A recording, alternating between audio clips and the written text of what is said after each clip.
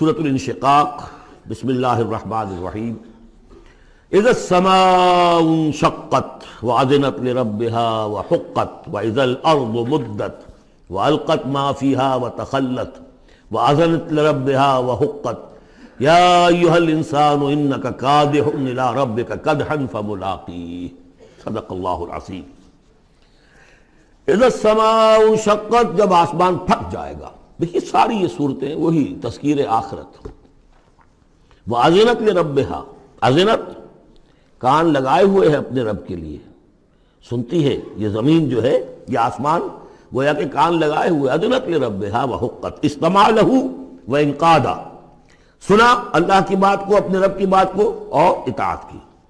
لربها وحقت، اور تعمیر کر دے، اور یہ اسی کی مستحق ہے، اس کا حق یہی ہے، اس کا مقام یہی ہے۔ حقا یحقو سے یہ مجہول بن گیا حقت۔ وَإِذَا الْأَرْضُ مُدَّتْ، اور جب کہ زمین کو پھیلا دیا جائے گا یا کھینچ دیا جائے گا۔ وَأَلْقَتْ مَا فِيهَا وَتَخَلَّتْ، اور وہ نکال باہر کرے گی، گرا دے گی باہر جو بھی اس کے اندر تھا، اور خالی ہو جائے گی۔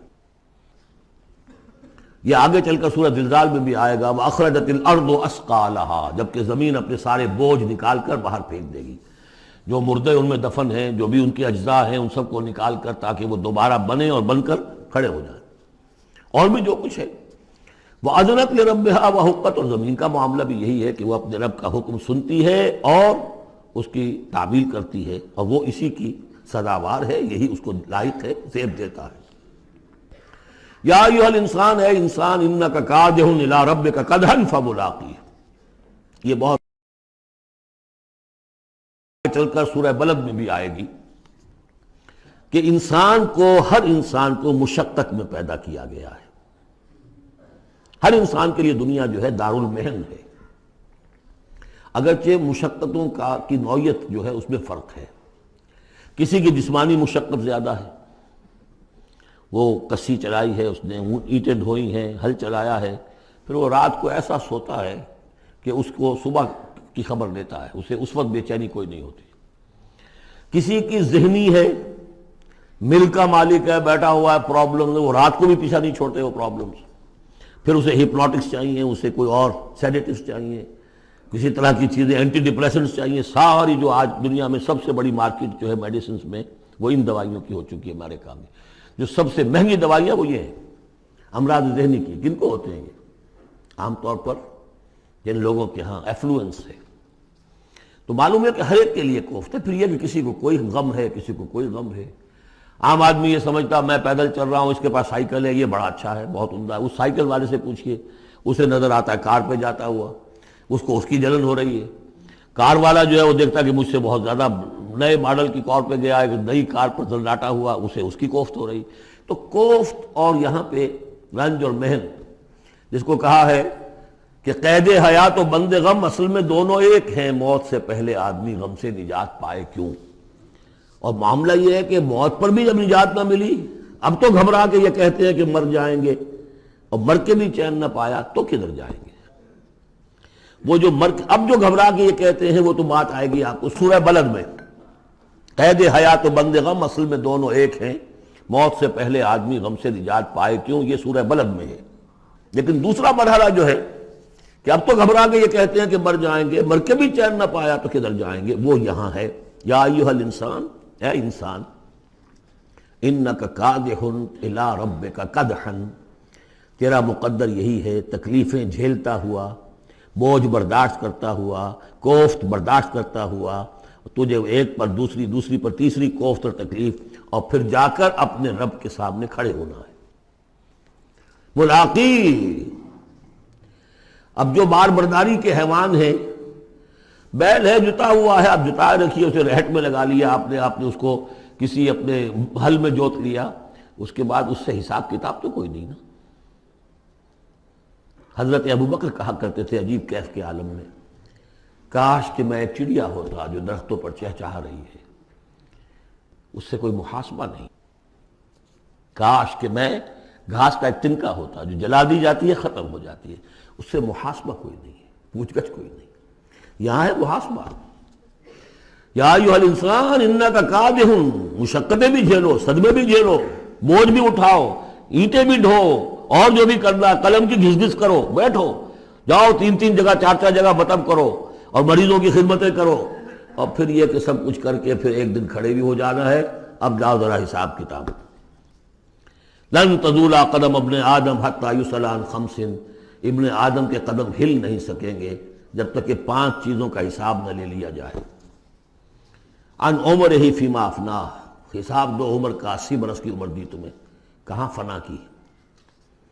خاص طور پر وعن شبابہ فیما ابلاہ، شباب، جوانی، قوتوں کا، امنگوں کا دور، وہ کہاں گلائی تھی جوانی۔ وعن مالہ من این اکتسبہ وفیما انفقہ، مال کا حساب دو، کہاں سے کمایا تھا، حلال سے کہ حرام سے، اور کہاں خرچ کیا تھا، عیاشیوں میں، عللوں تللوں میں، یا ادائے حقوق میں۔ وَعَمَّا عَمِلَ فِيمَا عَلِمَ، اور 5واں سوال سب سے مشکل ہے، جو علم حاصل ہوا تھا اس میں عمل کتنا کیا۔ اس اعتبار سے ایک بات بتا دوں، برا نہ مانے، جن لوگوں نے پابندی سے یہاں، یہ ان کی سب سے بڑی مشکل ہو گئی ہے، اب سب سے بڑی مشکل اب ان کی ہے۔ اما عمل فیما علم، جو علم حاصل ہوا ہے اس میں عمل کا حساب کتاب ہوگا۔ وہ غریب جنہیں موقع ہی نہیں ملا، کبھی کوئی ایسی صورت ہی نہیں بنی کہ ان کے سامنے قرآن کی دعوت آ گئی ہو، ان کے پاس شاید کوئی نہ کوئی عذر ہو، ان کے عذر کا حصہ جائے گا ان پر جن کے ذمہ تھا کہ قرآن کی پہنچایا نہیں پہنچایا۔ لیکن یہ ہے کہ جن تک یہ بات پہنچ گئی انہیں سمجھ لینا چاہیے کہ بہت سخت ہے معاملہ۔ یا ایھا الانسان انک کادح الی ربک کدحا فملاقیہ فاما من اوتی کتابہ بیمینہ، تو وہ کہ جس کو دی جائے گی کتاب اس کے داہنے ہاتھ میں، فسوف یحاسب حسابا یسیرا، تو اس سے تو لیا جائے گا بہت ہی ہلکا نرم حساب۔ وہ ہلکا اور نرم حساب کیا ہے؟ بخاری اور مسلم دونوں میں حضرت عائشہ سے روایت موجود ہے رضی اللہ تعالی عنہا، ينظر فی کتابہ ویتجاوز عن سیئاتہ واما من نوقش فی الحساب فقد ہلک، یعنی حساب یسیریہ کی کتاب نہ اس کا دیکھ لیا جائے گا بس ایک نظر سے، اور اس کی خطاؤں کو بخش دیا جائے گا، لیکن جس سے مناقشہ ہو گیا، جرا ہو گئی، وہ ہلاک ہو جائے گا۔ حساب یسیر یہ ہے، کوئی مناقشہ نہیں، کوئی جرا نہیں، اللہ تعالیٰ ان سے نرم معاملہ کرے گا۔ وَيَنْقَلِبُ إِلَىٰ أَهْلِهِ مَسْرُورًا، وہ جب واپس آئے گا اس عدالت کے کٹہرے سے تو بڑا خوش و خرم آئے گا اپنے گھر والوں کے پاس کہ جان چھٹی لاکھوں پائے، اللہ تعالیٰ کی رحمت سے، اللہ کی مغفرت سے میرا معاملہ تو سیدھا ہو گیا۔ لیکن اب اس کے برعکس کیا ہے؟ وَأَمَّا مَنْ أُوتِيَ كِتَابَهُ وَرَاءَ ظَهْرِهِ، اور وہ شخص کہ جس کو دیا جائے گا اس کا اعمال نامہ اس کی پیٹھ کے پیچھے سے، وہ کیوں؟ دینا تو ہے بائیں ہاتھ میں، وہ بائیں ہاتھ پیچھے کر لے گا، میں لینا نہیں چاہتا تو وہاں پکڑا دیں گے، یہاں حاضر ہے۔ وَرَاءَ ظَهْرِهِ فَسَوْفَ يَدْعُو ثُبُورًا، اب وہ موت طلب کرے گا، کسی طرح موت آ جائے، میں ختم ہو جاؤں، میں معدوم ہو جاؤں، میرا وجود نہ رہے۔ وَيَصْلَىٰ سَعِيرًا، لیکن وہ داخل ہوگا جہنم میں۔ اِنَّهُ كَانَ فِي أَهْلِهِ مَسْرُورًا، بہت اہم ہے یہ مقام۔ وہ اپنے اہل و عیال میں بڑا خوش و خرم رہا ہے زندگی میں، دنیا میں، حرام سے دن بھر کی محنت کر کے۔ دیکھیے ایک بات آپ کو بتا دوں، اگر آپ اللہ کے دین کا حق ادا نہیں کر رہے تو چاہے 100% حلال سے کما رہے ہیں، حرام کھا رہے ہیں، اس لیے کہ اللہ کے دین کا حق آپ نے ادا نہیں کیا۔ وہ جو غصب کیا جا رہا ہے اللہ کا حق، وہ کہاں جائے گا جب تک کہ آپ وہ حق ادا نہ کریں جو دین کا ہے۔ اس اعتبار سے سمجھ لیجیے حرام اور حلال یہی نہیں ہے، حرام اور حلال کے بڑے مراتب ہیں۔ ایک حرام خور وہ ہے جو سور کھا رہا ہے، آپ نے کہا بہت یہ تو چھی چھی چھی چھی، سور کھا رہا ہے، حرام سب کو معلوم۔ ایک وہ ہے جو کھا رہا ہے بکری کا گوشت، بکری بھی خود ذبح کی ہے تاکہ قصائی کا بھی معاملہ کوئی خراب نہ ہو جائے، لیکن یہ کہ وہ بکری خریدی ہے کسی کی جیب کاٹ کے، تو کیا کھا رہا ہے؟ حلال کے حرام؟ حرام۔ اس کو بڑھاتے جائیے، باطل کے غلبے کے تحت سانس لینا بھی حرام ہے۔ You have reconciled، تم نے باطل کو تسلیم کر لیا، ذہن قلبن، طاغوت کو تسلیم کر لیا ہے، تمہارا جینا حرام، تمہارا سانس حرام۔ الا یہ کہ تن من دھن، اپنی صلاحیتوں کا صرف منیمم رکھا جائے اپنے لیے اور میکسیمم جو ہے خرچ کر دیا جائے اس نظام کو بدلنے کے لیے، وہ اس کا کفارہ ہو جائے گا۔ ورنہ یہ کہ وہ آپ ناپ تول کر کے تو حلال کھا رہے ہیں، لیکن جس نظام باطلی کی آپ چاکری کر رہے ہیں، جس کی ملازمت کر رہے ہیں، جسے سپورٹ کر رہے ہیں، بڑی تنخواہ ملی ہے، ورلڈ بینک کی کسی برانچ میں جو ہے مینیجر لگ گئے ہیں، کس نظام کو آپ چلا رہے ہیں؟ بہرحال وہ بات لمبی ہو جائے گی۔ لیکن وہ دنیا میں خوش و خرم تھا، اچھا کھلا رہا تھا، دودھ ملائی ربڑی اپنے بچوں کو، ہر وقت آ رہا ہے تو نئی چیزیں لے کر آ رہا ہے، ولایت سے آ رہا ہے تو ایک ایک بچے کو بلا کر تمہارے لیے یہ لایا ہوں، تمہارے لیے یہ لایا ہوں۔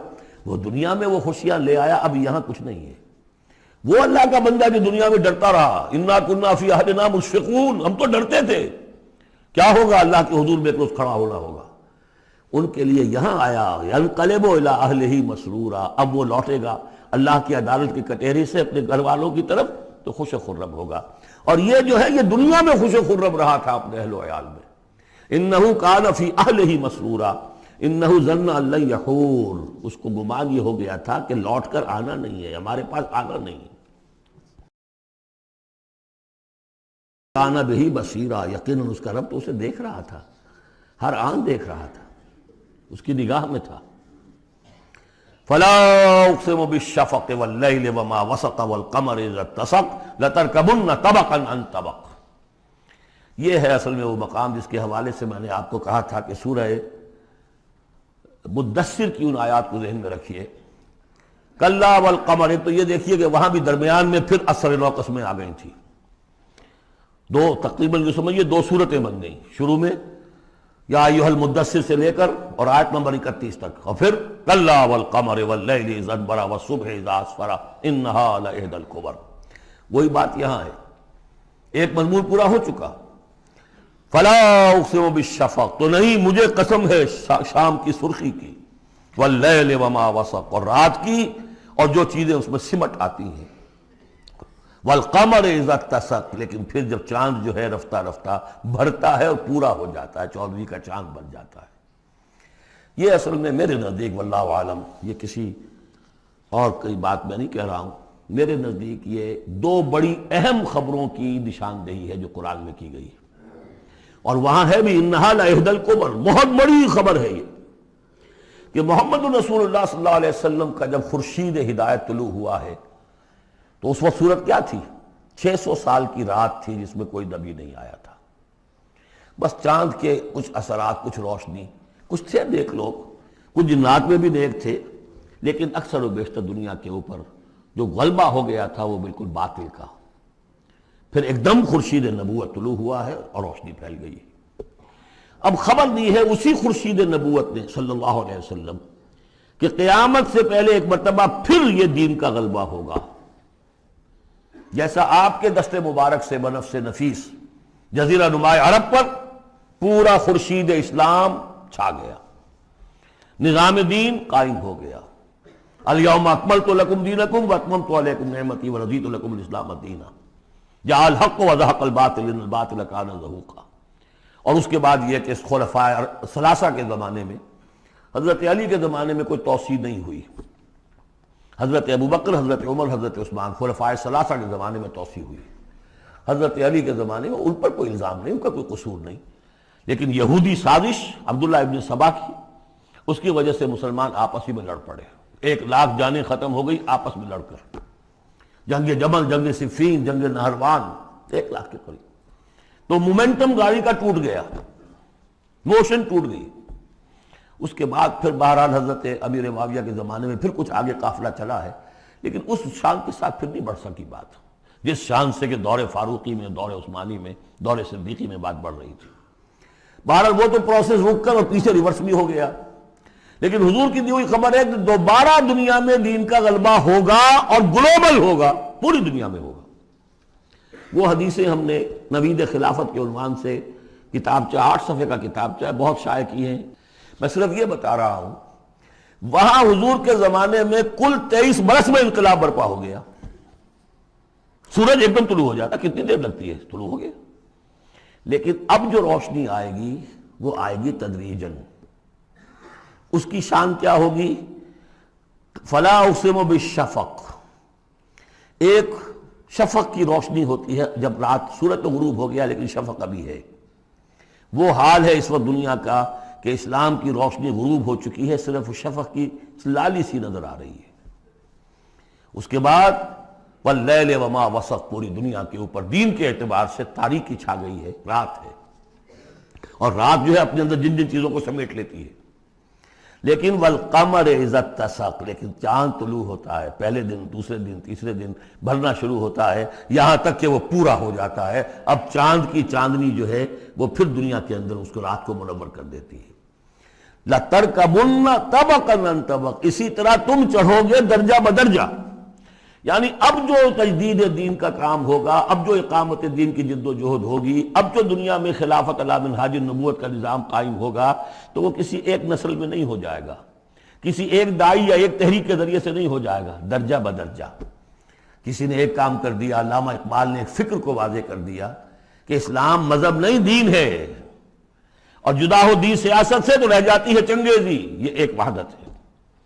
ابوالکلام آزاد اٹھے، انہوں نے قائم کی جماعت حزب اللہ، لیکن یہ کہ کچھ مخالفتوں سے بددل ہو کر جلدی چلے گئے. پھر وہ کانگریس میں شامل ہوئے اور انہوں نے پھر جو ہے اپنی پوری زندگی جہاد حریت کی نظر کر دی. پھر مولانا مودودی اٹھے، وہ جماعت اسلامی بنائی. افسوس کہ پاکستان میں آ کر وہ یہاں کی قومی سیاست کے اندر داخل ہو کر انہوں نے بھی منزل کھوٹی کر لیا. وہ قافلہ جو ہے جیسے کہ کہیں کسی دلدل میں پھنس گیا ہے. یہ رفتہ رفتہ ہوگا، لیکن انہوں نے ایک ایک قدم بڑھایا ہے. ان سب کی کوششوں سے ایک ایک قدم بات آگے بڑھی ہے.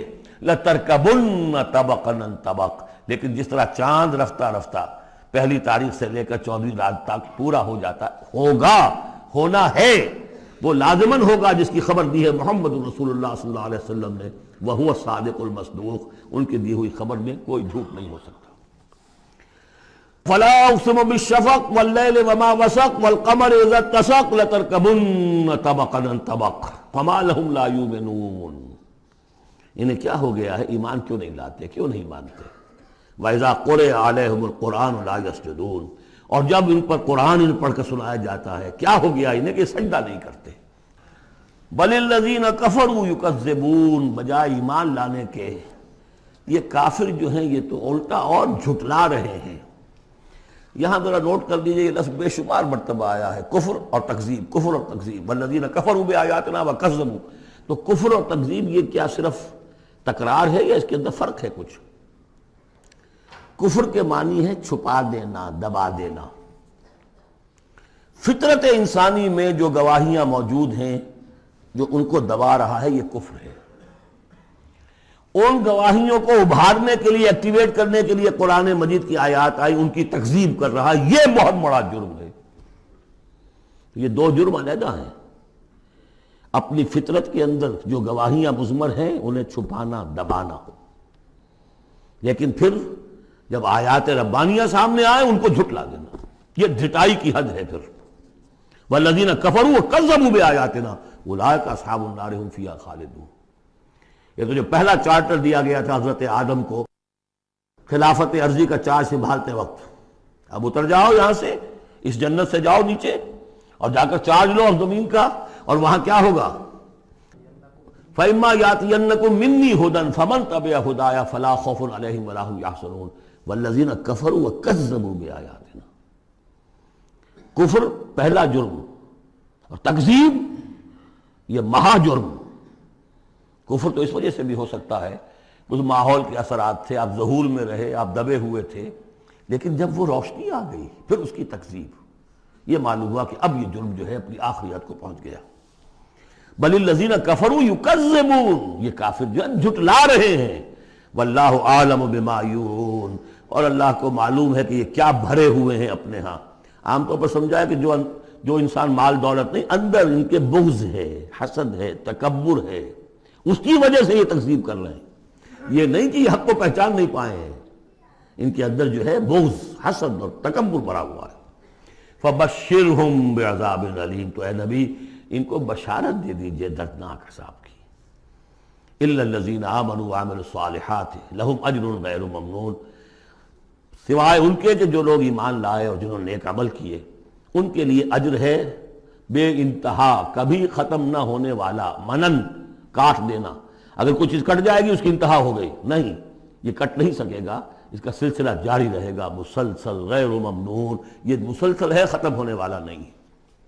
سر چڑھ کے کلی نو اگ لاؤنی، سر چڑھ کے کلی نو اگ لاؤنی، تے یار کول ویکھدا ہووے سر چڑھ کے، سر چڑھ کے کلی نو اگ لاؤنی، سر چڑھ کے کلی نو اگ لاؤنی،